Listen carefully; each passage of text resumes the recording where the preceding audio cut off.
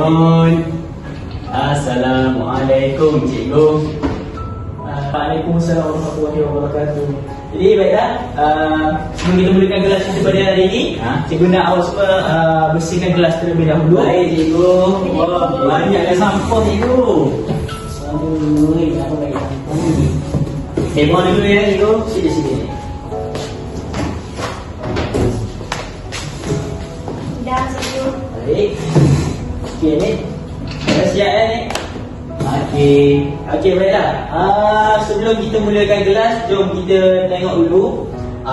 Saya nak tunjuk satu video. Wow, video cikgu Jadi apa tu? Baik ni. Saya suka tengok video cikgu.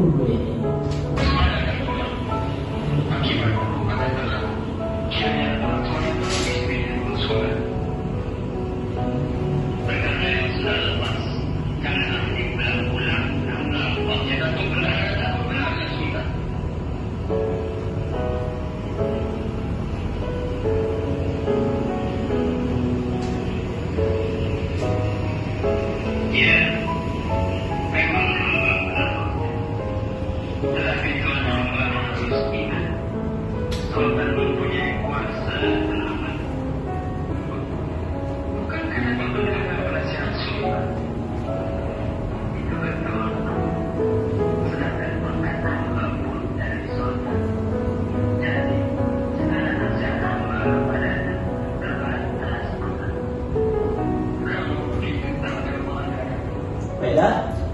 Jadi dalam baik. Siapa yang pernah tengok video ni? Cerita ni tak pernah? Tak pernah. Ya, baik. First time ni. Baik, dalam cerita ni watak apa, tokoh apa je yang awak dengar yang dia cakap? Saya tahu. Ya. Bendahara. Okey, betul Balina ni. Saya dengar ni cikgu. Saya dengar penasihat cikgu. Betul ni. Ada lagi yang dengar? Sultan. Sultan. Siapa lagi? Datuk. Laksamana. Betul. Okey, baiklah. Jadi hari ni kita nak belajar tentang apa? Siapa tahu nak belajar tentang Apa cikgu? Okey, hari ni kita nak belajar Tentang Sultan. Laksamana cikgu.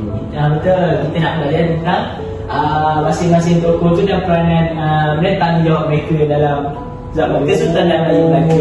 Tugas mereka ke cikgu? Ya, tugas mereka ni. Faham. Okey, jom kita pergi ke aktiviti seterusnya.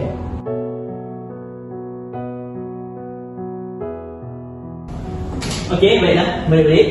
Tadi kita dah setelah lihat video awal-awal tadi, kita dalam video tu kita tengok ada beberapa tokoh, antaranya adalah Bendahara, Sultan dan juga Datuk Laksamana.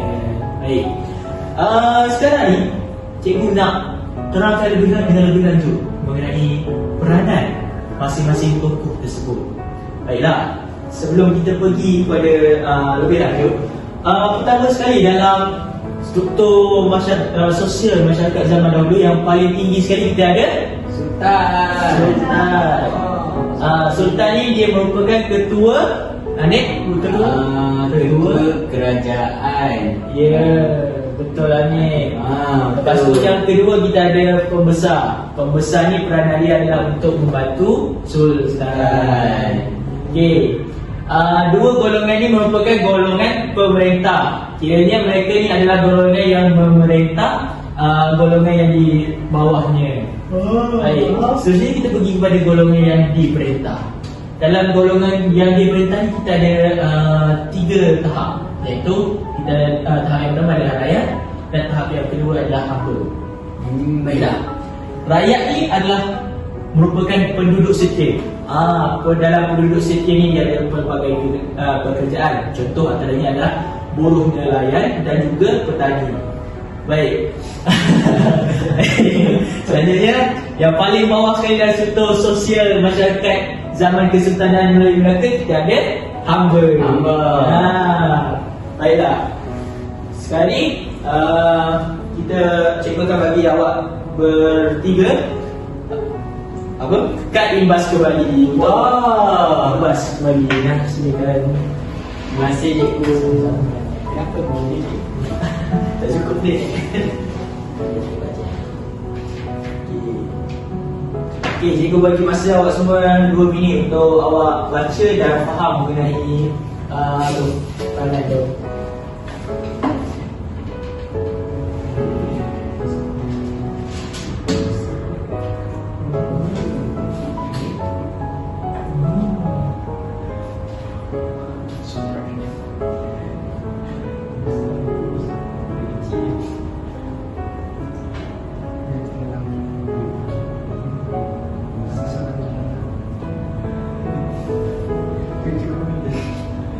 Macam mana ni? Faham ke?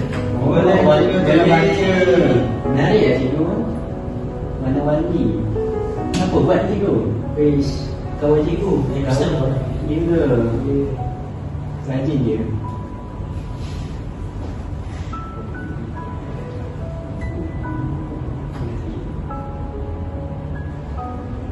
Dah cikgu, dah habis baca. Baiklah. Dah habis baca. Amin dengan Hafiz dah habis baca. Dah. Tak habis cikgu. Okey, baiklah.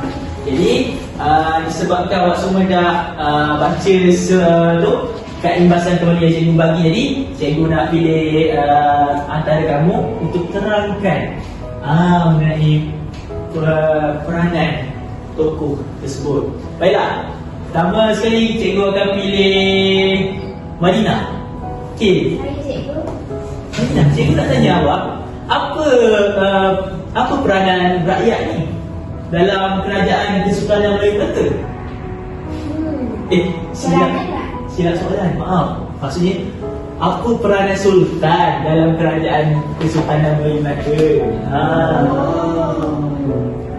Pada pandangan saya, Sultan ni dia merupakan ketua kerajaan utama. Jadi, Sultan ni dia perlu memerintah rakyat. Ya, Banyak. kalau Anik pula? Dia saya cikgu. Anik? Ya. Kalau rakyat ni terdiri daripada golongan apa ni?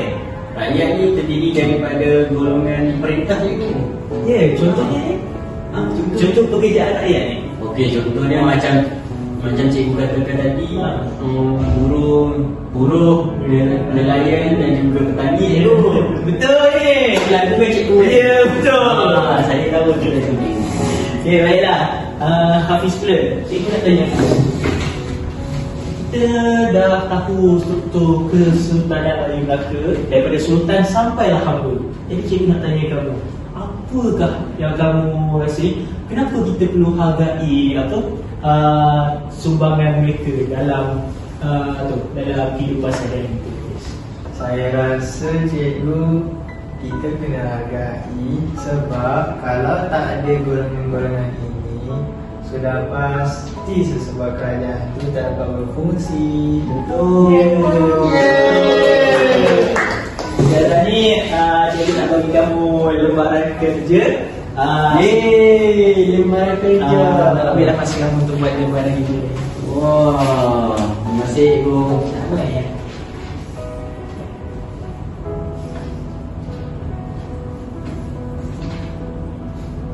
Cikgu kalau dah siap, Kalau dah siap bagi. baik. Siap-siap cikgu. Jadi cikgu lah dulu Madinah siapkan. Saya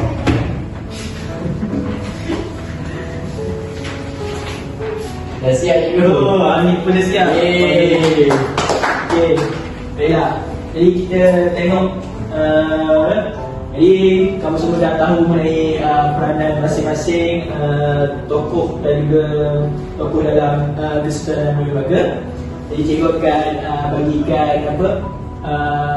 cikgu akan rumuskanlah mengenai semua sekali apa yang telah kita belajar tentang ni struktur ni.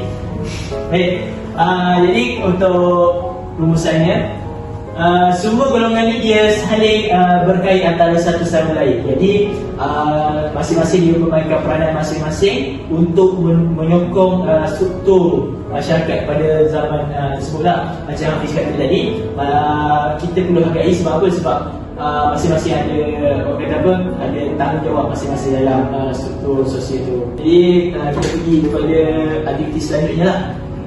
Baik cikgu.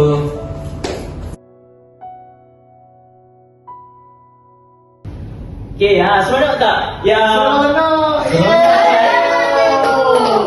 Tak sempat nak cakap lagi. Tadi kita ada aktiviti menyanyi, kita ada apa imbas kembali apa semua kan.